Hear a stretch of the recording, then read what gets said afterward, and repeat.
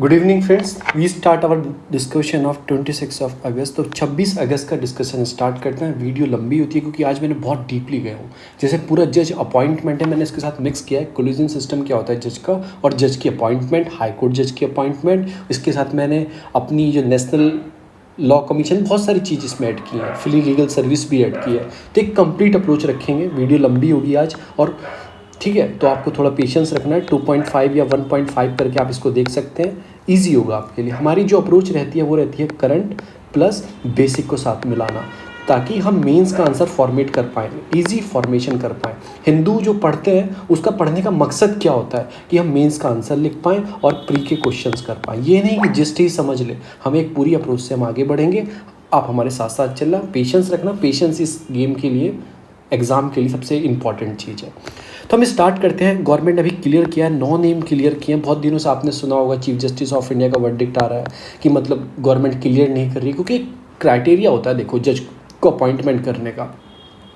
जो आपकी कोलिज्म होता है जज का 4+1 का जो होता है फोर्स, उसमें सीनियर मोस्ट जज होते हैं और 4+1, और एक चीफ जस्टिस ऑफ इंडिया होता है। ये लिस्ट के नाम चूज़ करके इंडिया में क्या सिस्टम है, जज को ही अपॉइंट करता है। फर्स्ट ऑफ ऑल ये एक लिस्ट भेजता है किसके पास, लॉ मिनिस्ट्री के पास। लॉ मिनिस्ट्री में उसमें नाम होते हैं, उसमें से कुछ लॉ मिनिस्ट्री आगे फॉरवर्ड करती है उसको एग्जामाइन करके, मतलब इंक्वायरी करके, कोई जज करप्टेड तो नहीं है, सबकी इंक्वायरी करके प्रेसिडेंट को फॉरवर्ड करती है। प्रेसिडेंट अपॉइंटेड कर देता है, जजों की नियुक्ति कर देता है। तो ये नियुक्ति जजों की हो जाती है। ये क्या करते थे, आगे नाम भेजते थे, पर गवर्नमेंट यहाँ पे अटका के बैठती थी। तो गवर्नमेंट ने क्लियर कर दिया, यानी कि नाम आगे सेंड कर दिया, अपॉइंटमेंट कर दी जाएगी। ठीक है, पर अगर देखो गवर्नमेंट वापस नाम भेज दे, ये दोबारा से नाम भेज दे, फिर गवर्नमेंट को मानना ही पड़ेगा वो नेम। तो ऐसे होगी जैसे 4 जज के नाम गए, उसमें से 3 अपॉइंटमेंट करनी है, तो उसमें 3 नाम गवर्नमेंट चूज़ करके आगे प्रेसिडेंट को फॉरवर्ड कर देगी। तो अपॉइंटमेंट, ये पूरा सिस्टम है जज की अपॉइंटमेंट करने का इंडिया के अंदर। चाहे चीफ जस्टिस ऑफ इंडिया हो, चाहे कोई भी सुप्रीम कोर्ट का जज हो, इवन हाई कोर्ट का जज भी हो, वो भी ऐसे अपॉइंट होता है। बस उसमें क्या रहता है, हाई कोर्ट भेजती है यहाँ पे और ये भेजते हैं यहाँ पे, थोड़ा एक सर्किल ऐसे घूम जाता है। तो ऐसे पूरा सिस्टम चलता है। और जज की जो, जैसे 31 जज है, अब 34 कर दिए, 35, क्योंकि जज को आपको बढ़ाना होगा। वो पावर सारी पार्लियामेंट के पास दी गई है, वो प्रेसिडेंट के पास नहीं होती। जज की नंबर बढ़ाना, ठीक है ना, नंबर बढ़ाना या घटाना पार्लियामेंट के पास है, अपॉइंटमेंट करना प्रेसिडेंट के पास है, कोलिजन सिस्टम के द्वारा होते हैं, और ये मैंडेटरी होता है मानना। आगे चलते हैं, अब हम पढ़ते हैं अपनी। इसमें मैंने आपको जस्ट बता दिया, अब ईजी आपकी पूरा फॉर्मेट समझ में आएगा। Supreme court of India highest judicial court है, सबको ही पता है, फाइनल अपील है, जहाँ के बाद कहीं आप जा नहीं सकते। ठीक है, यही चीज़ है। जो एस्टेब्लिशमेंट है उसको 124 के अंदर दिया गया, 124 के अंदर दिया गया। तो मैं इस पर एक आर्टिकल याद आता है 123, किस चीज़ के लिए आप बताना, बहुत इंपॉर्टेंट है।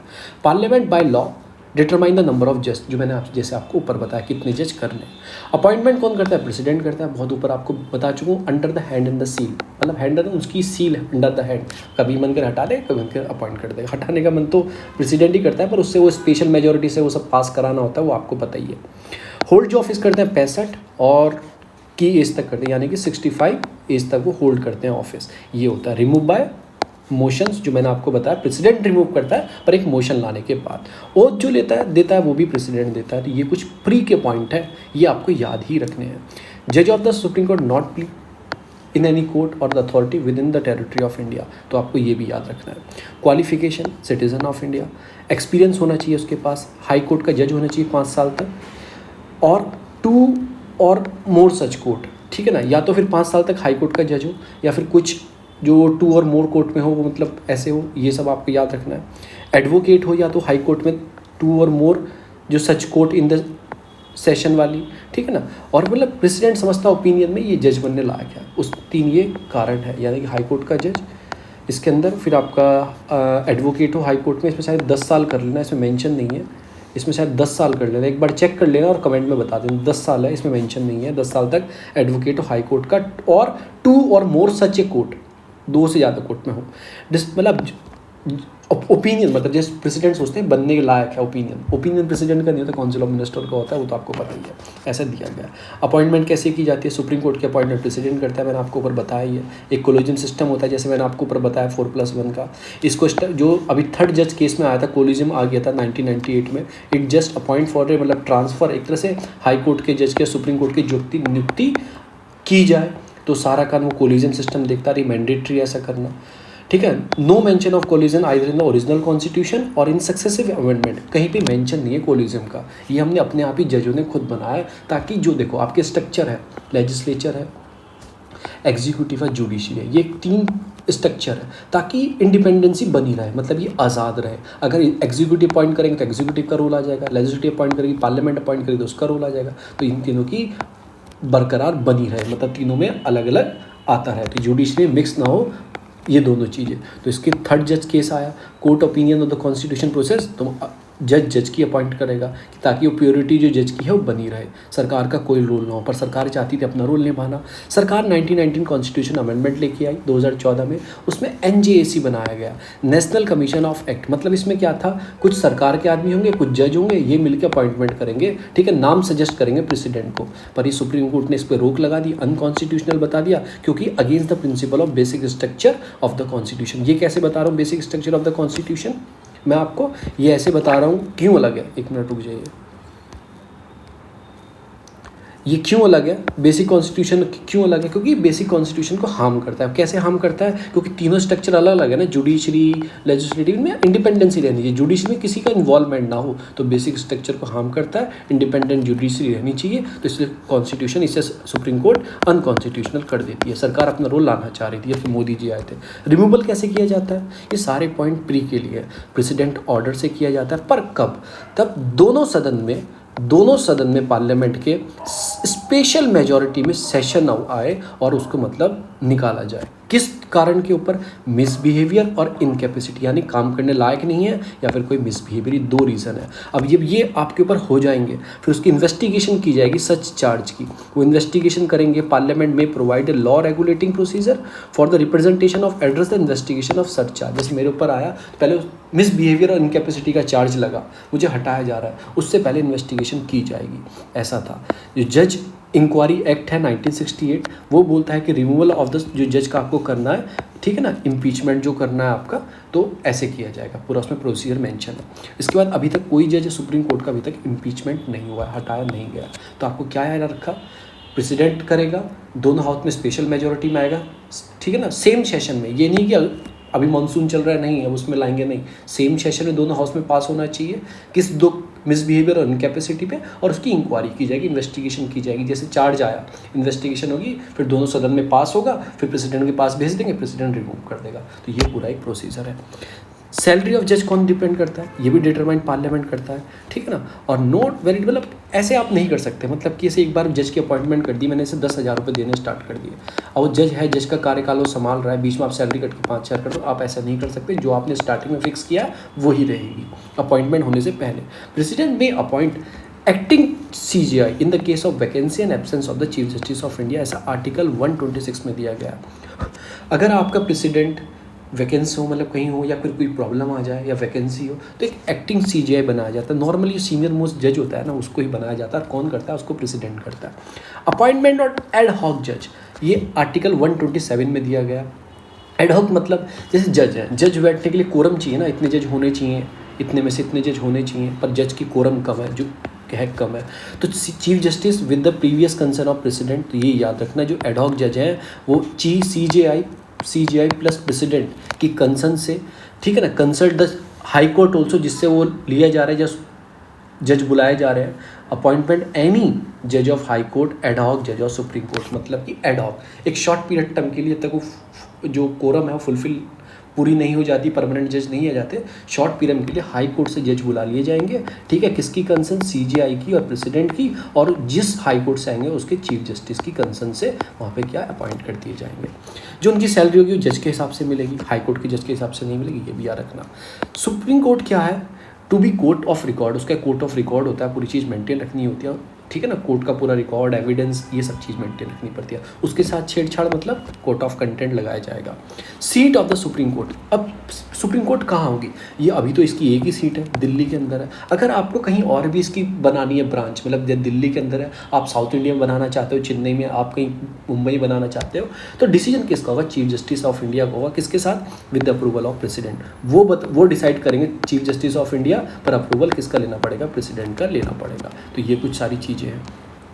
एक है ओरिजिनल जुरिडिक्शन। ओरिजिनल जुरिडिक्शन मतलब ये क्या बोल रहे हैं, आप डायरेक्टली सुप्रीम कोर्ट में जा सकते हो। आप ऐसे नहीं हायरार्की नहीं करोगे, पहले हाई कोर्ट में या सुप्रीम कोर्ट में डायरेक्टली जा सकते हो। वो कैसे, आर्टिकल 131 बोलता है ऐसा। कौन कौन जा सकते हैं, ये नहीं मैं आपसे लड़ रहा हूँ मैं नहीं जा सकता, हमारी हायरार्की है, जो सेक्शन कोर्ट, उस हाई कोर्ट, उसके बाद सुप्रीम कोर्ट। पर स्टेट के बीच में लड़ाई हो, या सेंट्रल गवर्नमेंट और स्टेट के बीच में लड़ाई हो, या कोई भी स्टेट के बीच में हो, सेंट्रल गवर्नमेंट बहुत सारे स्टेट के बीच में लड़ाई हो, तो वो डायरेक्टली सुप्रीम कोर्ट जा सकते हैं उसका निवारण करने के लिए। तो ये कुछ होते हैं। एप्लीट जुरिडिक्शन, जो हम आप जाते हैं, एप्लीट करना मतलब कि अपील करना सुप्रीम कोर्ट में जाके, तो वो भी जा सकते हैं आर्टिकल 132 से, आर्टिकल 133 से, 134 से, 134A से। तो ये आपको जानने की ज़रूरत नहीं है इनके अंदर क्या। एप्लीट जुरिडिक्शन, हाई कोर्ट की अपील सुप्रीम कोर्ट में करना, सीधी बात खत्म। ठीक है। अपील कैसे कर सकते हैं, कोई केस सिविल केस हो, मुकदमा मतलब किसी ज़मीन में इनको कोई विवाद हो, सरकार किसी से भी हो, क्रिमिनल कोई केस हो, फांसी का कोई केस हो, इन सब में तो आप जा सकते हैं। सर्टिफिकेट आपको कौन देगा, जो निचली हाई कोर्ट होगी वो देगी, चलो ठीक है आप चले जाओ। तो ऐसा कुछ होता है। सुप्रीम कोर्ट में जो सिविल्स मैटर्स होते हैं, ठीक है ना, आर्टिकल 133 से, case involve in substantively question of general importance, तो ये सारी आपकी पढ़ने की ज़रूरत नहीं है, आप वकील नहीं बन रहे हो, ठीक है ना, आपका कॉन्स्टिट्यूशन है, बस आप ये समझ लो कुछ जो अपील जुरिडिक्शन होती है वो इसके अंदर होती है, आप जा सकते हो। स्पेशल लीव ऑफ जुरिडिक्शन 136 बोलता है स्पेशल लीव, मतलब कि grant special leave to appeal any judgment, decree and order. बस ये याद रखो 136 136 स्पेशल लीव जुरिडिक्शन बोलता है। Power to review the order of the decision, supreme court के पास पावर भी तो है, अपनी जो डिसीजन उसने पहले दी है, जैसे पहले बोला कि ये इस वाले माना जाएगा, फिर थोड़े दिन बाद बोलती है ये बेसिक स्ट्रक्चर में ऐड कर दिया जाएगा, तो वो अपने डिसीजन को रिव्यू कर सकती है। Supreme court has a power to review its own decision and judgment, ठीक है ना। वो किससे मिलती है, आर्टिकल 145 से। इंपॉर्टेंट है क्योंकि सुप्रीम कोर्ट बहुत बार चेंज करती है। देखो आर्टिकल 131 जो ओरिजिनल जुरिडिक्शन बताया मैंने, ठीक है, आर्टिकल 145 बताया मैंने, आर्टिकल 124 बताया मैंने, ये कुछ आर्टिकल बहुत इंपॉर्टेंट है जो आपको याद रखने हैं।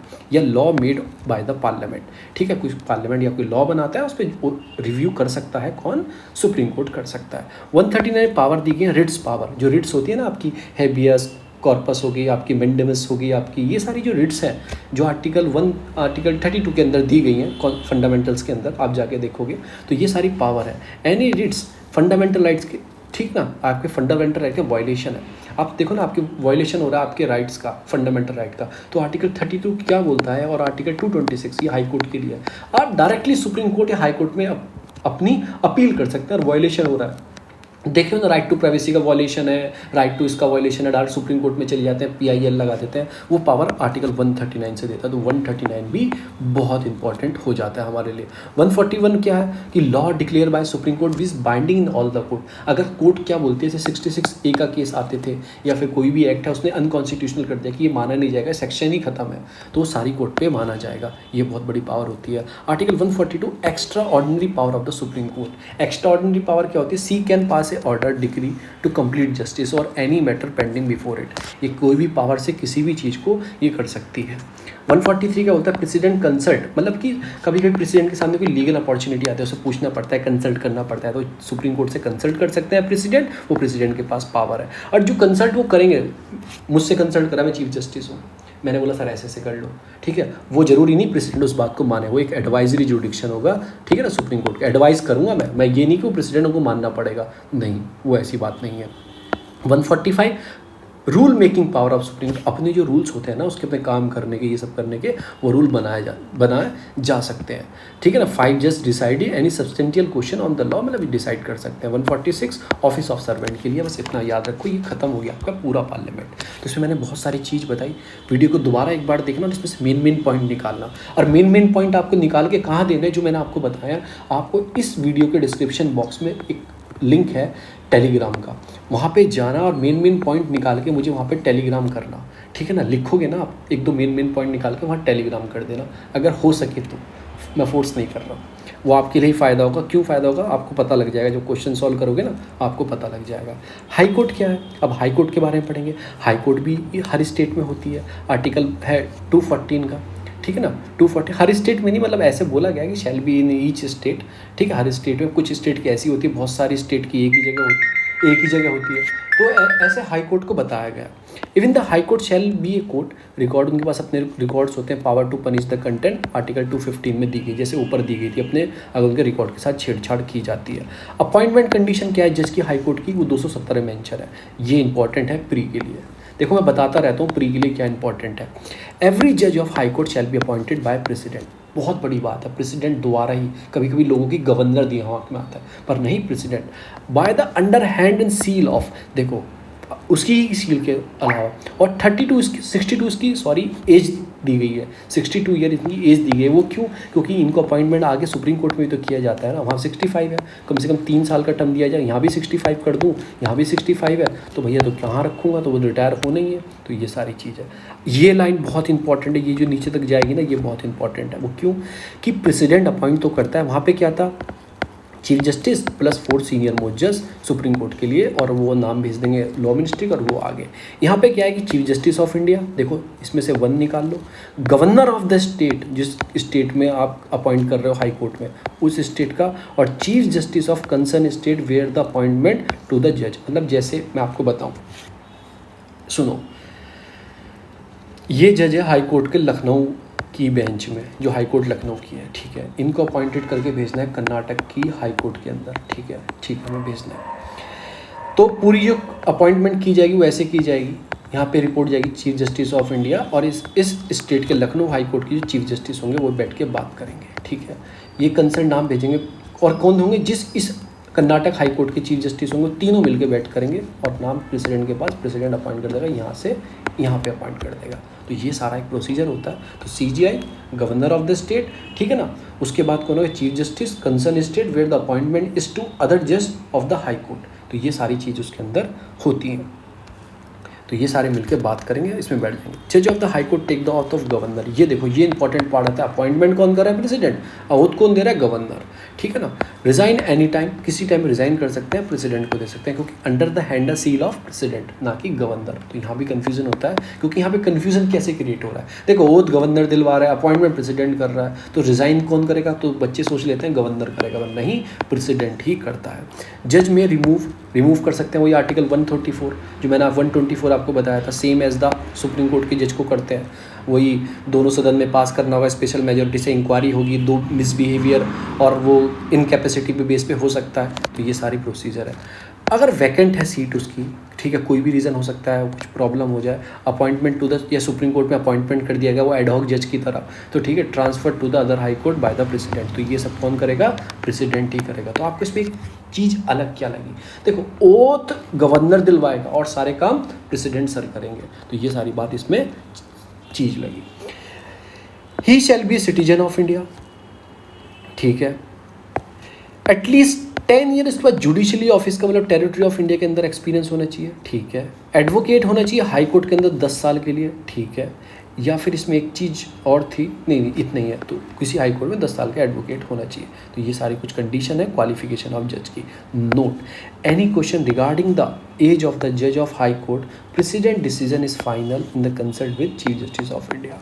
यानी कि उसके रिगार्डिंग, मतलब उसकी जज की एज कितनी है, मतलब कितने टाइम पे उसको अपॉइंट करना है, ये करना है, वो सारा डिसीजन फाइनल प्रेसिडेंट के डिसीजन होगा after consult of chief justice of India. Any permanent मतलब जज of high court shall not be plead और act in front of any authority except supreme court और अदर हाई कोर्ट। तो किसी authority का ऐसे प्लेड मिले, ये आपको याद रखना है। आर्टिकल 222 ये क्या होता है, ये होता है जज of one high court to another high court by the president with the consult of chief justice of India transfer from the another high court. तो मैंने आपको ऊपर बताया ही है, ऐसे ट्रांसफर कर सकते हैं। कौन करेगा, प्रेसिडेंट करेंगे। कंसल्ट क्या, वही सब मैंने ऊपर बताया था। आर्टिकल 223 एक्टिंग चीफ जस्टिस, इसके लिए एक्टिंग मतलब कोई जज नहीं है, चीफ जस्टिस नहीं है किसी हाई कोर्ट का, तो एक्टिंग चीफ जस्टिस बनाया जाता है। President may appointed the acting chief justice if chief justice unable to perform his duty, ठीक है ना, अगर परफॉर्म नहीं कर पा रहा, तो ये याद रखो आप, एक्टिंग चीफ जस्टिस 2 बेस पे नहीं परफॉर्म कर पा रहा, सब काम प्रेसिडेंट कर रहा है, एक छोड़ के, ओथ छोड़ के, वो गवर्नर रिली। तो आपको याद रखना है, रिजाइन भी प्रेसिडेंट को, सब प्रेसिडेंट को। तो ये आपका कन्फ्यूज़न दूर हुआ, बहुत कन्फ्यूज़न होता था, ये दूर हो गया। एडिशनल जो एक्टिंग चीफ जस्टिस होता है, एडिशनल भी कुछ जज होते हैं, तो मतलब वो बन सकते हैं, कोई पेंडिंग केस हो, बहुत सारे केसेस वर्कलोड बढ़ जाए, तो उसमें क्या होता है, एक्टिंग चीफ जस्टिस बना देते हैं, पर वो 2 साल के टर्म से ज़्यादा नहीं रहेगा, और उसकी एज अगर 62 से ऊपर होगी तो नहीं रहेगा। तो ये आपको याद रखना है, एडिशनल वाले के लिए बता रहा हूँ। एक्टिंग क्या होता है, व्हेन एनी जज is absent is not able to perform his duty, कुछ भी वजह हो सकती है, तो एक्टिंग चीफ जस्टिस, ठीक है ना, acting chief justice just such a circular, जो सर्कुलम मेंशन है ना ऊपर मैंने बताया, 10 साल का एडवोकेसी में या हाई कोर्ट में एडवोकेट हो, या 10 साल का उसके पास ये हो एक्सपीरियंस हो, उसको बनाया जाता है। टेन्यूर 2 साल से ज़्यादा का नहीं कर सकते, या फिर एज उसकी 62 हो जाए। तो ये आपको याद रखना है, 62 से ज़्यादा का तो कर ही नहीं सकते, और एक्टिंग बनाना तो 2 साल तक आप कर सकते हो। अपॉइंटमेंट ऑन रिटायर्ड जज ऑफ हाई कोर्ट। कभी कभी क्या होता है कि केस का बर्डन इतना बढ़ जाता है, तो क्या होता है, रिटायर्ड जज जो होते हैं उनको भी कभी कभी अपॉइंट किया जाता है। तो वो भी कौन करता है, प्रेसिडेंट करता है, ठीक है ना। रिटायर्ड जज ऑफ हाई कोर्ट एक्टिंग उसे जज बनाया जाता है, तो वो भी कौन करता है। सैलरी और allowance determined by the president. अब ये बात नहीं आई है कि सबकी सैलरी और हाई कोर्ट के या सबकी सुप्रीम कोर्ट के जज की सैलरी कौन, पार्लियामेंट डिसाइड कर रहा था, ठीक है। पर यह था कि एक बार बनने के बाद आप कम नहीं कर सकते, ना उसको अलाउंसेस कम कर सकते। पर एक्टिंग चीफ जस्टिस को कैसे दोगे, क्योंकि उससे तो पेंशन भी मिल रही है ना, तो उसको कैसे प्रोवाइड करोगे चीज़ों को, तो वो प्रेसिडेंट डिफाइन करेंगे। तो आपको एक्सेप्शनल चीज़ें याद रखनी चाहिए। मैंने क्या बताया, ओथ, गवर्नर, तो यहाँ पे ये क्या है, एक्टिंग जो चीज़ अपॉइंट किया जाएगा रिटायर्ड जज को, ठीक है ना, तो उसको प्रेसिडेंट डिफाइन करेंगे उसको कितनी सैलरी देनी है। जुरिडिक्शन वही सारे होते हैं, 2 to 5 होता है, जनरल जुरिडिक्शन होता है जो केसेस आते हैं। The constitution does not provide any general jurisdiction, article 2 to 5 says the, मतलब कि ये सब, ये इतनी बातें याद मत रखो। सब्जेक्टिव और law matter of the parliament in the state legislative, original jurisdiction होता है, ठीक है। No original jurisdiction in the case of criminal matter, तो ये भी याद रखो। Original jurisdiction in the certain civil cases of high value, ये हमारे लिए नहीं आते। ये जो आते हैं ना, ये सब लॉ वॉक एग्जाम में पूछते हैं, देखो डीपली नहीं करते, यूपीएससी मतलब PhD नहीं कराना। तो ये है। अपीलेट दोनों आ सकती हैं कि अपील जो आप सेशन कोर्ट में हार के आए हो केस, या डिस्ट्रिक्ट कोर्ट में हार के आए तो सिविल क्रिमिनल आ सकते हैं। लेटर पेटेंट अपील कर सकते हैं, मतलब कि हाई कोर्ट इलाहाबाद, बॉम्बे, कलकत्ता, मद्रास और पटना, इसमें इन्हीं की अपील कर सकते हैं। लेटर पैटर्न अपील, अपने आप देख लें लेटर पैटर्न अपील क्या होती है, मुझे भी नहीं पता क्या होती है, मैंने लॉ नहीं पढ़ा है। High court power of the superintendence, मतलब कि हाई कोर्ट की पावर अपने आप को, मतलब सुप्रीडेंसी कैसे कर सकती है, वो 227 में दी गई है कि ऑल कोर्ट को जितनी tribunal through out the territory में आती है उनको एक्साइज जुरिडिक्शन दे सकती है, इशू जनरल रूल्स बता सकती है, और भी बहुत सारी चीज़ कर सकती है, हाई कोर्ट के हाथ में है। 226 जो मैंने ऊपर बताया था आपको, यानी 32 से आप सुप्रीम कोर्ट में जा सकते हो, फंडामेंटल राइट्स का वायलेशन है ये डायरेक्टली बताया गया है, या फिर हाई कोर्ट में जा सकते हो 226 की वजह से। ये याद है, not only the violating fundamental right but also legal right जो है उनका भी वायलेशन हो रहा है, तो भी आप हाई कोर्ट में जा सकते हो। तो आपको एक चीज़ समझ में आ गई, जो रिट्स जुरिडिक्शन है, रिट्स जुरिडिक्शन जो है वो हाई कोर्ट की ग्रेटर होती है सुप्रीम कोर्ट से। वो ऐसा क्यों, सुप्रीम कोर्ट में ओनली फंडामेंटल राइट्स के वॉल्यूशन से जा सकते हो आप, आर्टिकल 32 ये बोलता है। पर इसका आर्टिकल 26 क्या बोलता है, आप लीगल प्लस फंडामेंटल दोनों से जा सकते हो। तो इसकी जुरिडिक्शन जो रिट्स जुरिडिक्शन वो बड़ी होती है हाई कोर्ट की, तो ये भी याद रखना। Transfer of the high court, ठीक है ना, ट्रांसफ़र केस करना हाई कोर्ट में, कि high court can transfer case, pending case before the subordinate court itself to involve the, मतलब बहुत सारे क्वेश्चन हो तो हाई कोर्ट क्या बोलता है कि केस सबऑर्डिनेट कोर्ट से बोला कि मेरे पास ट्रांसफ़र कर दो, ऐसा 228 के अंदर बोला गया, ठीक है ना। एक्सटेंशन देना जुरिडिक्शन को ऑफ हाई कोर्ट के, आर्टिकल 230, ठीक है। Parliament may by law include और exclude the jurisdiction of high court to any union territory, मतलब कि देखो मैं एक एग्जाम्पल समझाता हूँ। केरला है, केरला की हाई कोर्ट है, ठीक है ना, इसमें लक्षद्वीप को भी यहीं पे सुनते हैं, लक्षद्वीप के केस भी यही हाई कोर्ट को दिया गया। अब मैं क्या करूँ, चेंज करके मुंबई हाई कोर्ट कर दूँ लक्षद्वीप की, तो ये सारी जुरिडिक्शन किसके पास है, पार्लियामेंट के पास है। इसका हटा के इसकी कर दूँ, इसके हटा के इसकी जुरिडिक्शन कर दूँ, यहाँ से ख़त्म कर दूँ, तो ऐसा कौन कर सकता है, पार्लियामेंट कर सकता है, ये याद रखना। Establish a common high court to more of the more state, मतलब कि एक ही हाई कोर्ट सारी स्टेट की अपॉइंट कर दूँ, मतलब एक ही हाई कोर्ट बहुत सारी स्टेट की। तो आपको क्वेश्चन क्या रहा है, जो मैक्सिमम स्टेट जो है वो कौन सी हाई कोर्ट पे है, कौन सी हाई कोर्ट पे है, इंपॉर्टेंट क्वेश्चन है। प्री में कई बार, प्री में तो स्टेट सर्विस एग्जाम में कई बार, तो मैक्सिमम जो स्टेट है कौन सी हाई कोर्ट के पास अपील कर, मतलब है कौन सी हाई कोर्ट के जुरिडिक्शन में आती है मैक्सिमम स्टेट, तो आपको बताना है, ठीक है। फिर नीचे आता है सबऑर्डिनेट कोर्ट, ये तो याद रखना है, रखो नहीं रखना तुम रखो, ठीक है। अपॉइंटमेंट जो जज की होती है आपको पता ही है, डिस्ट्रिक्ट जज की, वो आर्टिकल 233 से होती है, ठीक है। अपॉइंटमेंट डिस्ट्रिक्ट की कौन करता है, गवर्नर करता है, after consult the high court जज के कंसल्ट के उस स्टेट के। क्राइटेरिया क्या होता है, 7 साल तक वो एडवोकेट होना चाहिए, ठीक है, और recommended by the high court, ठीक है। अगर आप 7 साल तक एडवोकेट है तो आप क्या बन सकते हैं, डिस्ट्रिक्ट जज बनाए जा सकते हैं, ठीक है ना। और requirement of a person other than the district जज टू द जुडिशियल सर्विसेज, ये आर्टिकल 234 में दिया गया। Appointment of a person other than the district जज shall be made by the governor, जो सब जुडिशियल सर्विसेज होती हैं according to the rule governor in the consult with the state service मतलब state public services commission and the high court concern, जो आपको पता ही है जो सबऑर्डिनेट जज बनाए जाते हैं वो तो एग्जाम होता है ना, state public service commission exam PCSJ के एग्जाम होते हैं, तो गवर्नर का रोल आ जाता है सारा कहीं ना कहीं स्टेट के अंदर, जो सबऑर्डिनेट जज बन रहे हैं हाई कोर्ट के नहीं, हाई कोर्ट में बस वो दिलवा सकता है और सारे काम कौन करेगा, वो प्रेसिडेंट ही करेगा, तो याद रखना है। अब आती है ट्रिब्यूनल्स और ग्राम न्यायालय, ये थोड़े और नीचे हो जाते हैं बिल्कुल ग्राउंड लेवल पे, ताकि क्या है हमारे यहाँ बर्डन बहुत है, उस बर्डन को सॉल्व करने के लिए हमने ऐसी चीज़ों को डेवलप किया है कि प्रॉब्लम सॉल्व की जा सके। तो आपके ट्रिब्यूनल्स क्या होते हैं, ग्राम न्यायालय क्या होते हैं, tribunal is not a part of original constitution. देखो ये इंपॉर्टेंट लाइन है प्री के लिए, जो ट्रिब्यूनल्स हैं आपकी हैं ये ओरिजिनल पार्ट नहीं है कॉन्स्टिट्यूशन का। It was incorporated in the Indian constitution bye 42 constitution amendment act 1976। याद कैसे करोगे, 42 है, 4 और 2 को प्लस करेंगे तो 6 बनता है, तो 1976। एक 44 और है, मिनी कॉन्स्टिट्यूशन बोलते हैं उसे, तो 4 और 4 8 बनता है, तो 1978 हो जाता है। तो ये आप याद रख सकते हैं, in the according to the recommendation of Swaraj Singh committee. ये बहुत ही इंपॉर्टेंट लाइन है, बहुत ही, ये दोनों लाइन बहुत ही इंपॉर्टेंट है। अमेंडमेंट इंट्रोड्यूस किया गया, कुछ चेंजेस किए गए, वो आपके 14 कॉन्स्टिट्यूशन के अंदर किए गए थे। This part called a tribunal, इसी अमेंडमेंट करके इसको क्या बनाया गया, ट्रिब्यूनल बनाया गया। और इसके दो आर्टिकल हैं, कंटेन करते हैं कहीं ना कहीं, एक है 223A, इसे एडमिनिस्ट्रेटिव ट्रिब्यूनल्स बोलते हैं, और एक नीचे आएगा आगे बताऊंगा। तो ये इसमें है, एडमिनिस्ट्रेटिव ट्रिब्यूनल क्या होता है, क्वासी जुडिशियल इंस्टीट्यूशंस होते हैं, क्वासी मतलब उसके पास सिविल्स पावर होती हैं थोड़ी बहुत, to resolve the dispute related to the recruitment services. अगर आपकी नौकरी लगी, किसी वजह से यूपीएससी ने आपका पॉइंट नहीं किया, कुछ भी क्राइटेरिया बता दिया, आपने कोई अपील करनी है, तो ये एडमिनिस्ट्रेटिव ट्रिब्यूनल में आप जाकर अपील कर सकते हो, यहाँ से आ रहे हो सुप्रीम कोर्ट हाई कोर्ट जा सकते हो।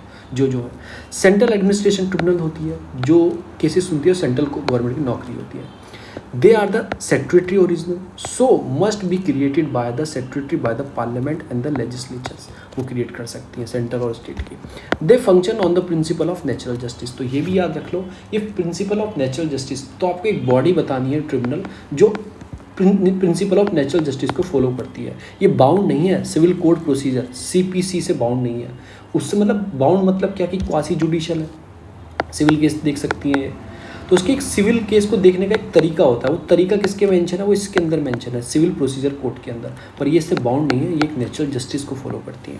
अब आपको कमेंट में बताना है एक और ट्रिब्यूनल है ऐसी नेचुरल जस्टिस को फॉलो करती है, बहुत फेमस है, हिंट दे रहा हूँ, इन्वायरमेंट केसेस सुनती है, ठीक है ना, ये आपको याद रखना है।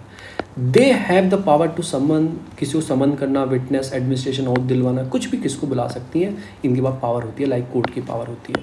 दे रिट्स प्रोहिबिट कर सकते हैं सेक्रेटरी, ठीक है ना, available against the decision of the such tribunal, ठीक है ना, तो ये भी कर सकती हैं। They have independent body not subjected to administrative interference, ठीक है ना, ये भी याद रखना आपको, इंडिपेंडेंट बॉडी है। चंद्र कुमार का केस आया था 1997 में, सुप्रीम कोर्ट ने हेल्ड किया था that appeal against the order of tribunal, देखो ये आ गया, can could be made in the high court में जा सकते हो, मैंने बताया ना, अगर आप हार जाओ केस तो हाई कोर्ट में जा सकते हो, और फिर purpose of reducing the burden of the normal court, तो ये ट्रिब्यूनल्स क्यों बनाई जाती हैं कि नॉर्मल कोर्ट का बर्डन को थोड़ा कम किया जा सके, इसलिए।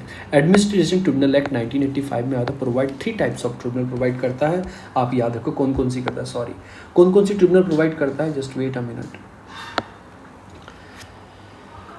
तो ये प्रोवाइड करता है 3 प्रकार की ट्रिब्यूनल प्रोवाइड करता है, कौन कौन सी करता है मैं आपको बताता हूँ कौन कौन सी करता है, ये हमने पढ़ लिया है। 3 प्रकार की, एक सेंट्रल गवर्नमेंट इस्टेब्लिश, ठीक है ना, सेंट्रल गवर्नमेंट ट्रिब्यूनल होती है, कैट बोलते हैं। एक होती है सेंट्रल गवर्नमेंट में receipt request in the behalf of the state government any state establish a, अगर सेंट्रल गवर्नमेंट चाहे तो कोई स्टेट रिकमेंडेशन करे तो स्टेट के एम्प्लॉयज़ की भी वो मतलब क्या कर सकते हैं, एस्टेब्लिश कर सकते हैं एडमिनिस्ट्रेशन ट्रिब्यूनल सर उस स्टेट के लिए।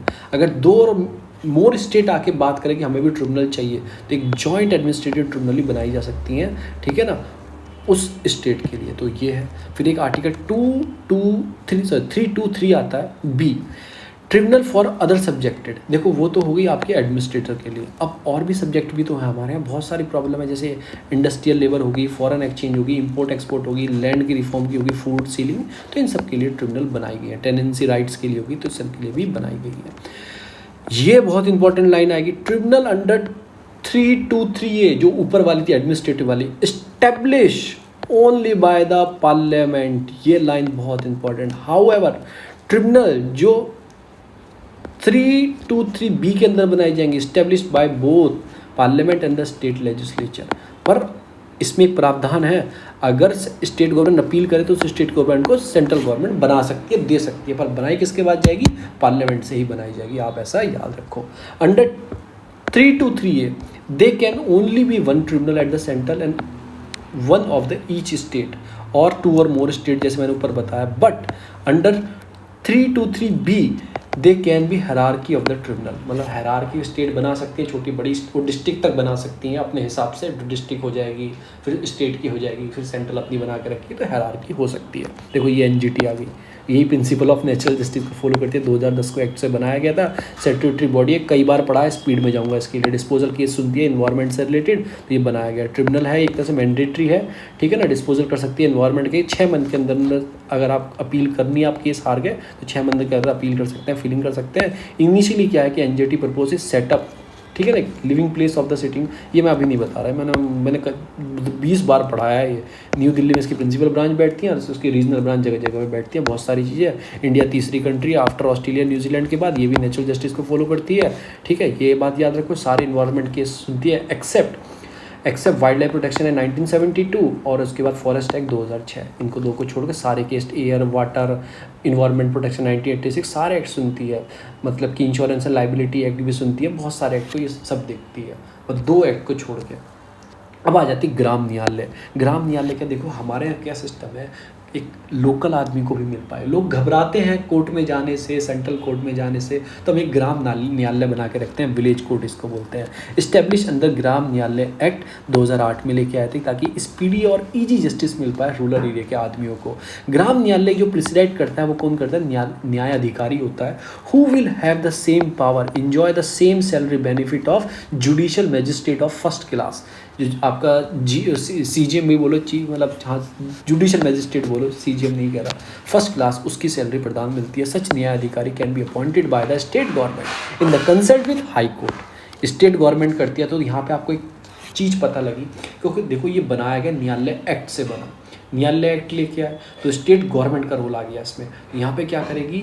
हाई कोर्ट करेगी। प्लीज़ अगर कोई नोट्स बना रहा हो ना अच्छे से, तो प्लीज़ आप एक नोट्स बनाना, जो जो चीज़ें मैं फोकस कर रहा हूँ। ये इसका अपॉइंटमेंट मैं भी बना दूंगा, पर मुझे बहुत सारी चीज़ें याद है, इसलिए मैं आपसे कह रहा हूँ आप बनाना, आपकी याद हो जाएंगी ये चीज़ें। ये सारे क्वेश्चन ऐसे ही घुमा फिरा के आते हैं। ये पूरा चैप्टर है आपका हाई कोर्ट और सुप्रीम कोर्ट के साथ मिक्स पढ़ रहे हो आप, एक साथ लोकल भी पढ़ रहे हो, ग्राम न्यायालय, ये सब चीज़ें। जुडिक्शन वही एरिया स्पेसिफाइड जो किया गया, नोटिफाइड द स्टेट गवर्नमेंट की यहाँ तक क्षेत्र रहेगा।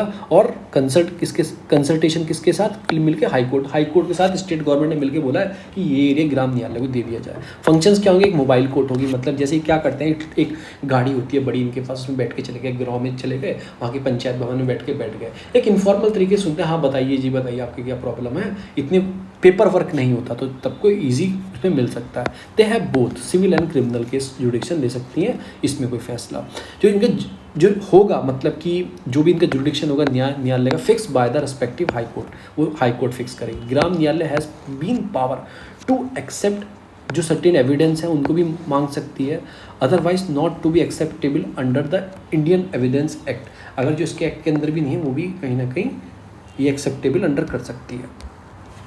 प्रोसीजर क्या है, फॉलो क्या करेगी? वही सिविल मैटर को in the manner of the deem in the just of the reasonable और interest of the justice allow the, मतलब कैंसिलेशन डिस्प्यूट जो भी है सॉल्व कर देगी। ये बात आप कर सकते हैं। अब इसकी अपील कहाँ कर सकते हैं? Appeal in the criminal case, तो आप कहाँ जा सकते हैं? सिटी की सेशन कोर्ट होती है, उसके अंदर जा सकते हैं। अगर आपको करनी है within period of 6 month में आपको करना होगा, within period. Appeal of civil के डिस्ट्रिक्ट कोर्ट में जा सकते हैं, ठीक है ना, within 6 month period of date of filing of the appeal. तो ये सारी कुछ चीज़ें हैं। अब मैं आपको क्या बताने वाला हूँ, इवोल्यूशन ऑफ आपका कोलेजियम सिस्टम। इवोल्यूशन कैसे हुआ? आर्टिकल 124 लेके आए, जज of the supreme court appointed by the president, जो ऊपर बताया मैंने आपको, ठीक है। ही और शी कंसल्ट किससे किया गया? नंबर ऑफ द जजेस of the supreme court and the high court in the state he may see deem to be necessary. मैंने आपको ऊपर बताया गया, जिस यहाँ से लेकर उस स्टेट से भी और उससे मिलके बना दिया जाएगा, ठीक है। जो आपका होगा आर्टिकल 217 क्या बोलता है? इंडियन कॉन्स्टिट्यूशन स्टेट दैट जज of the high court shall be appointed by the president in the consult with the chief justice of India and the governor of the state further chief justice of high court should be also consulted accept in the case of his on off appointment. ये सारी कुछ चीज़ इसमें दी गई हैं high court का कैसे किया जाता है, ऊपर आपको अच्छा समझा है, यहाँ पे आप पढ़ लो बस। फिर है फर्स्ट जज केस है 1981 में, इसमें बोला गया आर्टिकल 134 जो होगा does not mean of concurrency based on this judgement president had not bound the CJI advice.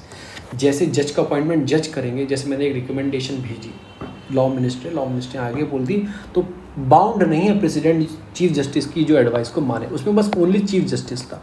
चलो हमें इंडिपेंडेंसी रखनी है, केशवानंद भारती केस में बहुत सारी चीज़ बोली गई थी, इंडिपेंडेंट रखना। सेकंड जज केस आया, ओवर रूल कर दिया गया इस वाले डिसीजन को, नहीं अब बाइंडिंग कर दिया गया। जो चीफ जस्टिस की एडवाइस होगी बाइंडिंग होगी प्रेसिडेंट पे, जो नाम भेजे है लॉ मिनिस्ट्री आगे भेजेगी वो बाइंडिंग होगी, माननी पड़ेगी। पर नहीं, चीफ जस्टिस नहीं अकेले, 2 सीनियर मोस्ट जज की, तीनों की मिलकर, यानी कि 1+2। फिर लगने लगा कि 3 आदमी है यार, 3 आदमी तो कुछ भी चुन सकते हैं, पैसे दे सकते हैं ये वो, तो थर्ड जज केस में ये बढ़ा दिए गए, अब कर दिया गया 1+4, एक चीफ जस्टिस 4 सीनियर मोस्ट, अब रखो। फिर फोर्थ जज केस आया 2015 में, जब वो NJC बनाने की मांग की, ठीक है ना, गवर्नमेंट चाहती थी कि हमारा रोल भी रहे, हमारे आदमी भी उसमें कोलिजम में बैठे ताकि अपॉइंटमेंट कर पाए अपने आदमी को, पर उसको अनकॉन्स्टिट्यूशनल कर देती है, सुप्रीम कोर्ट खुद ही हटा देती है, क्योंकि हमारा बेसिक स्ट्रक्चर है इंडिपेंडेंसी रहनी चाहिए जुडिशरी में और अदर पार्ट के स्ट्रक्चर जो है, ठीक है ना, तो इसको क्या कर देती है, इसको अनकॉन्स्टिट्यूशनल कर दिया जाता है। तो ये यहाँ पे ख़त्म हो जाता है सारा कुछ। यहाँ पे मैंने कुछ और भी चीज़ें ऐड की हैं, ये सब चीज़ें इसमें सारी ऐड की हैं, क्या क्या प्रॉब्लम है आपके NJC में, कोलिजियम में क्या क्या चीज़ें हैं। नेक्स्ट न्यूज़ आती है, वो आती है नेशनल मोनेटाइजेशन पाइपलाइन। अब इसमें क्या है, पाइपलाइन तो नहीं बना रखा है, इसमें मैं आपको थोड़ा जिस्ट बताता हूँ क्या किया जा रहा है। बहुत सारे प्रोजेक्ट चल रहे हैं रेलवे के, सागरमाला, भारतमाला, इतने प्रोजेक्ट, रोड्स बनाई जा रही हैं, टनल्स बनाए जा रहे हैं, बहुत सारी चीज़ें बनाई जा रही हैं। देखो ये मैं आगे दिखा दूँ क्या क्या बनाया जा रहा है। रोड्स बनाई जा रही हैं, रेलवे बनाई जा रही है, transmission line, national gas pipeline बनाई जा रही है, पावर जनरेशन किया जा रहा है, oil pipeline, telecom, mining, airport, stadium develop किए जा रहे हैं। तो ये सारा क्या है, ये सारी पाइपलाइन प्रोजेक्ट हैं जो पूरे इंडिया में बनाए जा रहे हैं। मोनेटाइजेशन क्या है कि मोनेटाइज ऐसे किया जाए, कुछ प्राइवेट सेक्टर की हेल्प से, कुछ वो BOT मॉडल्स, इतने सारे मॉडल्स होते हैं कि उनको दे दो हैंडल करने के लिए, तो प्राइवेट पार्टनरशिप को ऐड किया जाएगा। वो कह रहे हैं ना सरकार सब चीज़ बेच रही है, वो यही मानो कि कुछ कुछ भागीदारी प्राइवेट को ला रही है बीच में कि वो इन्वॉल्व हो और ताकि प्रोजेक्ट अच्छे से डेवलप किया हुआ। ये प्रिपेयर किसने किया है, नीति आयोग ने प्रिपेयर किया in the consultation with infrastructure line, जो मिनिस्ट्री है सारी मिनिस्ट्री साथ मिलके, और इसको बाद ये एसेट मोनेटाइजेशन इसको दिया गया, ठीक है। अंडर द बजट 2021-22 का जो बजट आया था, इसमें कंसल्ट करके एक पीरियड तैयार किया गया, परफॉर्मा तैयार किया गया कैसे हम करेंगे, ठीक है ना। डिस्पोज किया गया नॉट स्ट्रेटेजिक और अंडर परफॉर्मेंस एसेट, तो मतलब कुछ ऐसे जो एसेट्स हैं जो अंडर परफॉर्म कर रहे हैं, अच्छे से वर्क नहीं कर रहे हैं, उनको बेनिफिट करने के लिए, इंप्रूव करने के लिए उनकी चीज़ों को। ऑब्जेक्टिव है to unlock the value of investment, ताकि मतलब क्या हो जाए, ब्राउन फील्ड जो प्रोजेक्ट है, जैसे ये रोड है ये ऑलरेडी बनी हुई है, ठीक है, पर ख़राब है, तो इसको दोबारा से बनाना, मरम्मत करनी दोबारा, तो ब्राउन फील्ड हो गया ये। मैं एक एग्जाम्पल बता रहा हूँ, कुछ भी हो सकता है, कोई भी बड़ी कंपनी हो सकती है। तो ब्राउन फील्ड मतलब कि ऑलरेडी है, उसको अच्छे से फिर हमें तैयार करना, चाहे प्राइवेट की हेल्प से तैयार होकर जान देनी उसमें, तो इसको बोलते हैं ब्राउन फील्ड। ग्रीन फील्ड क्या होता है, न्यूली डेवलप करना, वो पूरी है ही नहीं वहाँ पे, न्यूली डेवलप करना। तो कुछ एसेट हैं जो मतलब ब्राउन फील्ड हो चुके हैं, उनमें पैसा चाहिए, लगना चाहिए, क्योंकि टेक्नोलॉजी चेंज हो रही है उसके हिसाब से, तो वो भी इन्वेस्टमेंट सारा in the form of investment, the company government entire purchase और रिलीज पे दे देगी। ये सब चीज़ काम किए जा रहे हैं। इंफ्रास्ट्रक्चर जो क्रिएशन है मोनेटाइज करना, whereas the public and private sector collaboration, ठीक है ना, ये सारी चीज़ की जाएंगी, सोशल इकोनॉमिकल ग्रोथ मिल पाए। की फीचर्स क्या है इस पाइपलाइन के, जो है ये लेके आए कि 4 ईयर में पाइपलाइन जो 2022 से 25 तक सेंट्रल गवर्नमेंट क्या ब्राउन फील्ड इंफ्रास्ट्रक्चर जो एसेट है, ब्राउन फील्ड मतलब जो ऑलरेडी डेवलप है, उनको और अच्छा करना है। ताकि देखो दिल्ली से बम्बई की एक लाइन है रेलवे की, पर इतनी पुरानी हो चुकी है, उस पर हाई स्पीड ट्रेन नहीं चल पाएगी। 80 से ऊपर भगाएंगे तो जो उसकी रेल है ना, मतलब 80 से ऊपर ट्रेन को चलाएंगे, जो रेल है नीचे पटरियां हैं वो हिल जाएंगी। तो आपको क्या करना है, उसको ऐसा बनाना है, मजबूत बनाना, ताकि बुलेट ट्रेन भी चल पाए। तो आप क्या कर रहे हैं, ऑलरेडी डेवलप है, पूरा एरिया मिला हुआ है, कोई आपको एरिया तो एक्वायर नहीं करना ना, उसी पे काम करना है। तो उसको बोला गया है ब्राउन फील्ड, तो वो पूरा काम किया जाएगा प्राइवेट की मॉडल से। रेलवे हो गया, एयरपोर्ट हो गया, कोल माइनिंग हो गया, इन सब पे काम किया जाएगा। रोड हो गया, ट्रांसमिशन लाइन हो गया, जो मैं आपको बता चुका हूँ ऑलरेडी। आगे चलते हैं। Under the plan of private, जो पार्टनरशिप का फर्म का प्लान है, इन्वेस्टमेंट किया जाएगा, फिक्स किया जाएगा रिटर्न की इंफ्रास्ट्रक्चर इतना दिएगी तो इन्वेस्ट करके है आपकी आई इन्वेस्ट, तो सब काम को जोड़ा जाएगा। तो गवर्नमेंट एजेंसी इन्वॉल्व रहेगी, सब काम उसमें किया जाएगा। ऑनरशिप ऑफ द जो होगी, ऑनरशिप जो होगी वो रिमेन गवर्नमेंट के पास होगी and there will mandatory to hand back after certain time. जैसे मैंने एक प्राइवेट कंपनी है, मैंने इनको दिया कि आप काम करो इसमें, ये बनाओ, उन्होंने 100 करोड़ का, अपने प्राइवेट कंपनी ने 100 करोड़ रुपए लगाए, ठीक है। आप इसमें क्या करो, टोल लगा दो अपना और आप टोल इकट्ठा करो, ठीक है ना। जब आप 110 करोड़ कमा लोगे, मतलब ऐसे लालच देके 10 करोड़ कमा लोगे, तो ये इसकी ऑनरशिप हमारे पास ट्रांसफ़र कर देना वापस। जैसे गडकरी जी बोलते हैं 3 साल में टोल मुक्त कर दूंगा, तो वो यही सब चीज़ बोलते हैं कि जितना टाइम उनको दिया गया। मतलब क्या मोनेटाइजेशन का, right not to ownership asset hand back to the end of the transaction life. जब उसकी लाइफ खत्म हो जाएगी 10 साल के दिएगा वापस गवर्नमेंट को।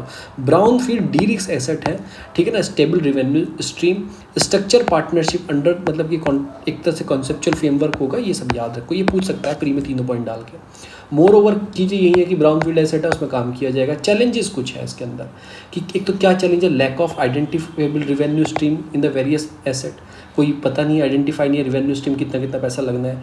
Capacity utilisation in the gas and petroleum pipeline network, नहीं पता आपको कितनी कितनी। जैसे मेरे शहर में लगा दी कैपेसिटी 100 सिलेंडर की है, लगा दी पाइपलाइन 200 सिलेंडर की, आपने क्या काम करेगी, क्या वो जो कंपनी को दिया रिलीज तो वो क्या कमाएगा। एब्सेंस ऑफ प्रॉपर जो आपकी डिस्प्यूट रिसोल्यूशन मैकेनिज्म है ना, लड़ाई हो जाए सेंट्रल की या फिर कोई काम ना कर पाए, कंपनी को प्रोजेक्ट मिले, तो वो नहीं है प्रॉपर। जो टैरिफ है जो पावर सेक्टर के, वो बहुत ऊपर नीचे होते रहते हैं। लो इंटरेस्ट अमंग द इन्वेस्टर। अब मैंने हाईवे में पैसा लगाया, ठीक है, 10 साल तक मुझे रिलीज पे दिया गया, मैंने 100 करोड़ रुपए लगाया, मुझे 110 करोड़ ही दिए गए, ठीक है। जो इंटरेस्ट 110 करोड़ में 10 करोड़ का फ़ायदा मिला, मैंने बोला 100 करोड़ में मार्केट में लगाता तो मैं 150 करोड़ बना लेता, तो एक तरह से वो छिप गया।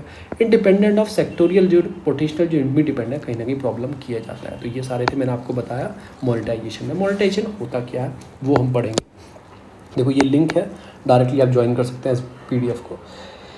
इन the monetisation transaction the government is basically transfer the revenue right to the private. देखो रेवेन्यू राइट दिए गए हैं, उसके राइट नहीं दिएगा, आप कलेक्ट कर सकते हो। Specified transaction period in the return, मतलब जैसी पैसा आप कमा लोगे उस चीज़ से जो भी होगा वापस कर दोगे। जैसे आपका रियल इन्वेस्टमेंट होता है, ये इन्वेस्टमेंट ट्रस्ट होती है, रिट्स बोलते हैं जिसको, या इंफ्रास्ट्रक्चर इन्वेस्टमेंट ट्रस्ट होता है, इन्वेस्ट बोलते हैं। For the instant are the key structure use to monetise the asset in the road and the power sector. तो इसमें भी लाया जाएगा कि आपको दे दिया गया, आप इसे डेवलप करो, अपना इतना पैसा लगाओ, ठीक है, अब इसको करने के बाद इससे प्रॉफिट कमाना और बाद में हमें रिटर्न कर देना। They also listed the stock exchange market, इतने भी उनके स्टॉक रखे जाएंगे, सेकेंडरी मार्केट में रखे जाएंगे ताकि लोग भी खरीद पाएँ कि मैंने BSES के खरीद लिए जी, मैंने भी हेल्प कर दी उनकी बनाने में। तो यही सारी चीज़ें मोनेटाइज करना। मोनेटाइज मॉडल कौन कौन से हैं, PPT मॉडल हो गया, प्राइवेट पार्टनरशिप हो गया, इसके अंदर भी होते हैं। देखो ऑपरेट मेंटेनेंस ट्रांसफ़र, अगर कोई सिविल इंजीनियर होगा सब जानता होगा, operate maintenance transfer. Toll operate, जो टोल कलेक्ट करते हैं, operator maintenance and development OMD, ये कुछ 3 टाइप के होते हैं। देखो एक तो हो गया OMT, एक हो गया टॉट, एक हो गया OMD। ये 3 टाइप के होते हैं PPP मॉडल, इन पे वर्क करता है कि operate maintenance and transfer. Operate करो, उसे मेंटेन करो और बाद में ट्रांसफ़र कर दो पैसा कमाने के बाद। होता है टोल ऑपरेट ट्रांसफ़र, आप बनाओ, टोल कलेक्ट करो, वापस कर दो। ऑपरेशन मेंटेनेंस एंड डेवलपमेंट, मतलब आप ऑपरेट भी आप देखो, मेंटेनेंस भी आप देखो, डेवलपमेंट भी आप देखो, सब काम आप करते रहो। तो ये कुछ होता है OMD। Green field, brown field मैं बता चुका हूँ। ग्राउंड फील्ड बिल्कुल नई तरीके से कोई चीज़ डेवलप करना, कि रेफर टू इन्वेस्टमेंट पूरी नई तरीके से, कोई उसमें प्रीवियस वो बनी हुई ना हो। ब्राउन फील्ड होता है ऑलरेडी डेवलप्ड है, मैंने बताया लाइन डेवलप्ड है, आपको मॉडर्न बनाना है। उसमें क्या रेल पाइप चेंज करना है, उसके पिलर्स चेंज करने हैं, या फिर उसके नीचे के जो स्लीपर्स हैं वो चेंज करने हैं, तो वो ऑलरेडी है, वो चेंज करके किया जाएगा। तो ये सारी चीज़ इसके अंदर होती हैं। आज बहुत लंबी वीडियो है, विंडवी क्योंकि एक्सप्लेनेशन बहुत है आज। तो गैम्बलिंग कितनी लंबी है, फिर MSME कितनी लंबी है, तो आज मैं सोच रहा हूँ उसको 3 पार्ट में डालूँ। मैं थोड़ा थक चुका हूँ, बताते बताते बोलना बहुत पड़ता है। तो ये वाली वीडियो मैं गैम्बलिंग और बता देता हूँ, देखो जल्दी जाऊँगा गैम्बलिंग के बारे में। यहाँ पे बताया गया है कि पावरलेस यूज़ किया था गैम्बलिंग का। हाई कोर्ट ने चेक किया कि रेगुलेट जो गैम्बलिंग वेबसाइट है, सेंट्रल ने बोला हमारे अंडर नहीं आती है, गैम्बलिंग जो चेक करेगी स्टेट गवर्नमेंट देखेगी, ठीक है ना, जो गैम्बलिंग की जाती है। तो in the additional set ministry of electronic जो इन्फॉर्मेशन टेक्नोलॉजी है, बोलते हैं does not oppose the judicial wisdom to determine whether the online gaming involving gambling or not, ठीक है ना। तो ये क्या बोलते हैं आगे चल के, क्या बोलेंगे, gambling the website from the operating in the state. फिर ये बोलेंगे ऑब्जर्व जो ऑनलाइन गैम्बलिंग है वो डेंजरस है, वेबसाइट बहुत सारी डेंजरस है यंगस्टर के लिए हमारे कंट्री में, क्योंकि सब मोबाइल चला रहे हैं, छोटे छोटे बच्चे चला रहे हैं, पता नहीं क्या चल रहा है, ठीक है ना, तो उसमें इन्वॉल्व हो सकते हैं। तो कहीं ना कहीं स्टेट का इन्होंने रोजगार बताया है कि online gambling was the state subject and the state government have make a rule to regulate it. तो ये सारी चीज़ों की बात की गई है। अब गैम्बलिंग पूरे मैं यहाँ पे बताऊँगा। Constitution of India define gambling, तो कॉन्स्टिट्यूशन ऑफ इंडिया डिफाइन करता है, it says that gambling is the include any activity undermining whose determination is control और influence by the chance of accident और any activity of undertaking which entire into the undertaking with, ये पढ़ लेना यार, losing the prize, पैसे हार गए जीत गए, ये सब गैम्बलिंग में शामिल किया गया है। बस इंपॉर्टेंट क्या है कि आप याद रखो कि कॉन्स्टिट्यूशन ऑफ इंडिया ने डिफाइन किया गैम्बलिंग को। अब ऑनलाइन गैम्बलिंग चलती है आजकल, देखा होगा पोकर वोकर खेलते हैं, ये सब गैम्बलिंग ही तो चल रही है आजकल, तो ये सब गैम्बलिंग चलती है। 14 बिलियन ग्लोबल, $40 बिलियन ग्लोबल इसका पूरा टर्नओवर होता है अगर काउंट करते हैं तो। क्लासिफिकेशन क्या है कि time spending on the game, commitment level, ये सब करना, वही सारी चीज़ें देखी होंगे आपने, बैटिंग करना ऑनलाइन, ये सब चीज़ गैम्बलिंग में ही आती है, इलीगल तरीके से चलती हैं। The market of online gambling India में क्या है, $16 बिलियन पर ईयर। भाई साहब, $60 बिलियन का मार्केट है एक देखा जाए तो। स्किल बेस्ड गेम जो होते हैं देमसेल्फ, कुल $1 billion in the value, growing the at 30% annually. जो गेम वेम जो आ गए हैं, ये सब चीज़ें आप खेलते हो, बैटिंग वेटिंग करते हो। Improve the age and gender parity कहीं ना कहीं होनी चाहिए ऑनलाइन गेमिंग में। मेजॉरिटी ऑफ द जो continue to play the mobile devices जो होते हैं, आपने देखा ही होगा वो कितने सारे ऐप हैं। Casino in the Goa provide 100 crore rupees in a tax revenue to state. तो देखो आपने लीगलाइज किया हुआ गैम्बलिंग को, कितना बेनिफिट भी उठा रहे हैं कहीं कहीं की गवर्नमेंट, क्योंकि कसिनो चलते हैं गोवा में तो वहाँ की गवर्नमेंट टैक्स भी कलेक्ट करती है, तो 100 करोड़ का टैक्स कलेक्ट किया जाता है। तो आप ये देखोगे तो ग्लोबल सिनेरियो क्या देखोगे कि गैम्बलिंग जो है 525 बिलियन का हो जाएगा 2023 तक, कहीं ना कहीं एस्टिमेट लिया गया है, इतना ग्रो कर जाएगा। स्पेशली जो पेनिट्रेशन है नॉर्थ अमेरिका, यूरोपियन कंट्री में बहुत है, ज़्यादा पैसा है। पर कैपिटा इनकम और हाई अडॉप्शन और growing interest growth of the dual income of household and are some of the factor, मतलब ये फैक्टर है, तुम्हारी जेब में ज़्यादा पैसे हैं, पर कैपिटा इनकम ज़्यादा है पर आदमी की, हाई अडॉप्शन है, ग्रोइंग इंटरेस्ट है, इन सब चीज़ों में आपको देखा जाता है। US estimate 119 billion in year 2020, तो यूएस है। China is forecast reach the project market size 158 billion bye 2027। China और बढ़ाना चाहता है इस चीज़ को ताकि उसका रिवेन्यू और भर पाए। तो हम भी सोचो कि हमें भी लीगलाइज कर देना चाहिए गैम्बलिंग को और उसको यूज़ करना चाहिए। तो ये बोलते हैं कि कहीं ना कहीं इन कंट्रियों का बहुत योगदान है, आप इसमें देख सकते हैं। फैक्टर जो पुश करते हैं ऑनलाइन गैम्बलिंग के लिए क्या क्या है, एक तो है इंटरनेट रीच हो गया, सब भाइयों के पास तक पहुँच गया, राइजिंग डिस्पोजल इनकम बढ़ने लगी है लोगों की, इनकम स्मार्टफोन पेनिट्रेशन हो गया है, यंग इंडिया हो गया है, डिजिटल जो पेमेंट सिस्टम चालू हो गया, अफोर्डेबल न्यू टेक्नोलॉजी आ गई है, ग्रो लोकल डेवलपमेंट इकोसिस्टम हो गया, लोकलाइज गेम डेवलप हो गए। ये सब सिस्टम ही है, फ़ोन आएगा हाथ में, ऑनलाइन पेमेंट कर सकोगे, सब काम आप गैम्बलिंग के ही करोगे। तो ये सारी चीज़ देखी गई। अब इम्पैक्ट, कोविड-19 का इम्पैक्ट क्या पड़ा है ऑनलाइन गैम्बलिंग पे, जो इम्पैक्ट है गैम्बलिंग का वो बिहेवियर हैज़ बीन प्रोफाउंड। जो पेंडेमिक, जो quarantine not stop the demand for the gambling, भाई मुझे तो लग रहा है और इंक्रीज़ हुआ है। शिफ्टिंग ऑनलाइन स्पेस में लोग जाने लगे, घर में पड़े पड़े वो फ़ोन ही चला रहे थे, देखा कोई नई चीज़ मिली तो ऑनलाइन गैम्बलिंग जो वेबसाइट्स है वो कहीं ना कहीं मूव करना स्टार्ट हो गई। नो क्लियर डाटा तो हमारे पास नहीं है कोई प्रॉपर तरीके से, पर रियली ग्रोथ हुई है ऑनलाइन स्पेस में, ऐसा देखा गया कोविड की वजह से।